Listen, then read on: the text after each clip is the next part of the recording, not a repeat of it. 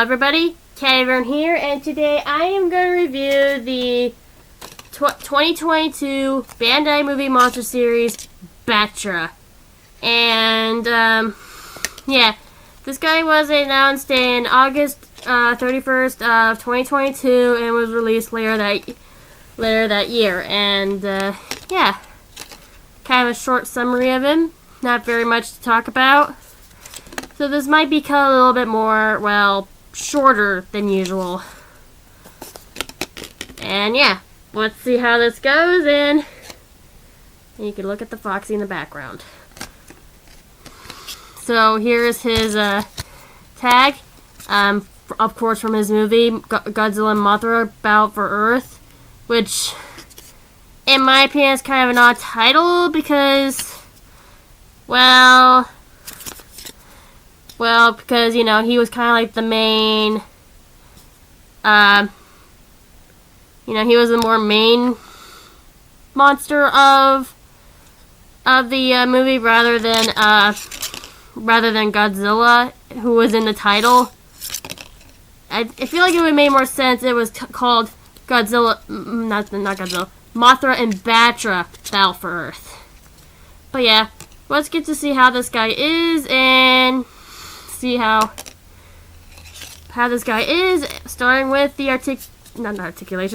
the sculpt, which is actually pretty good, with typical Bandai actually paying attention to a lot of the details of the puppet used, or I could say prop, because it really wasn't a puppet, but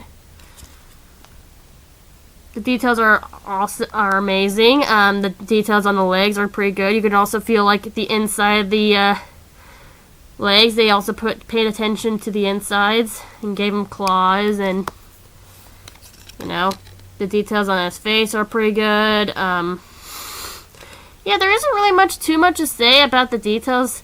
Of course, you got the traditional trademark here. You can have the details of the wings, the indents of the folds, and it's just beautiful. The wing spikes kind of somewhat gives off a Monster Hunter vibe because wing spikes. The horns on his head, the back, even his little weird abdomen. Very well sculpted. Honestly, nice amount of detail. There's nothing really too smoothed out here. I'd say it's a solid 10 out of 10 for this guy. Nothing really too much to say. He's very well done. And yeah, his sculpt is very well done, I will say, at least. Also, I forgot to mention, there was a figure of Battra previously released before this guy. But unlike this one, which has vinyl wings, the other one had a very thin plastic wings. So, which means that he was very brittle. So, I do not recommend getting the previous one unless you're extremely careful with it.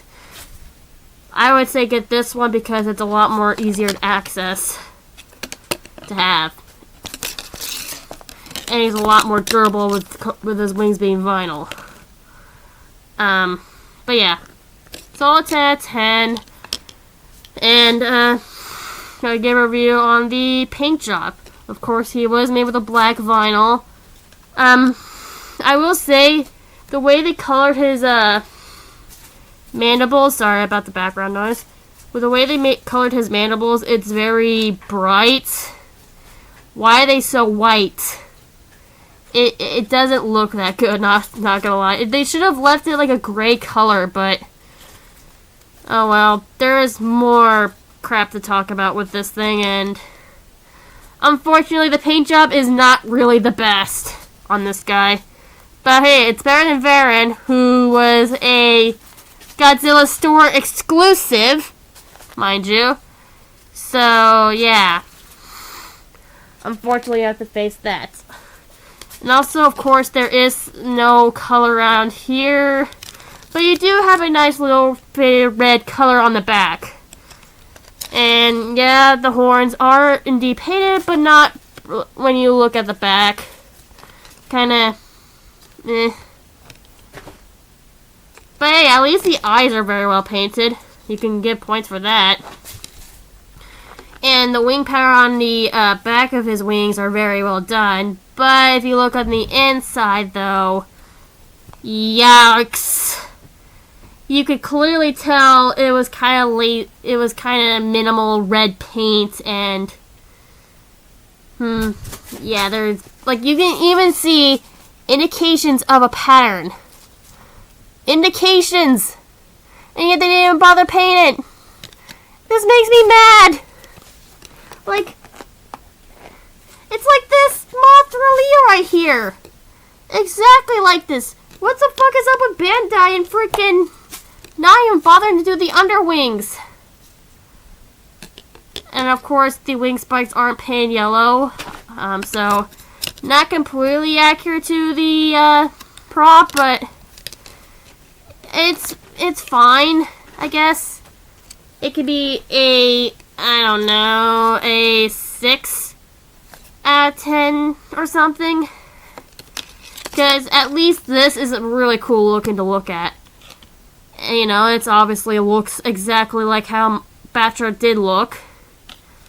But yeah, there's nothing else to say on the paint job. The paint job is very minimal. I guess I could give it a 5 instead of 5 out of 10. Yikes. Because this is a major yikes. Like, even the 2016 Leo had his underwings painted. Why can't Battra? Look at that. But anyways, yeah. Overall, this is like a 15 out of 20. I mean, there's nothing really too bad about this figure. It's not a bad figure. It's just, it suffers from, being underpainted. And also the reason why I didn't say anything about the articulation. He has none. 0. Unlike the Leo from 90s, had his front legs moving, and to an extent his head. Same goes with this one. This one had his head moving slightly, and his arms moving. So I'm just wondering why Bandai, why can't you at least make the head move? Like, come on, at least the new Megaguirus was able to move her front limbs around. This is just, I mean, hey, at least the wings don't have a flappy problem like these two do. Because it's just like a little bit of a movement. A lot more movement right here. And that gets me all worried. At least this guy doesn't have that problem. But, yeah. Battra is definitely a worthy figure to get if you want to get Battra merch. This is definitely worth it. This is definitely worth it, but please beware of this. The paint job is very minimal still, unfortunately, and the highlight it would be his wings. At least they put effort on the wings. But, yeah, I will say, it's not a bad figure, but I wish they could have done more with this guy. Considering that we got this guy and this guy from years before, obviously having some level of articulation. They didn't have to do the legs, but they could have at least had the head move around. But, yeah. That's all I gotta say about Battra. So, if you liked the video, go ahead, drop a like, subscribe. If you didn't, well, whatever. I was kind of talking really fast, so yeah.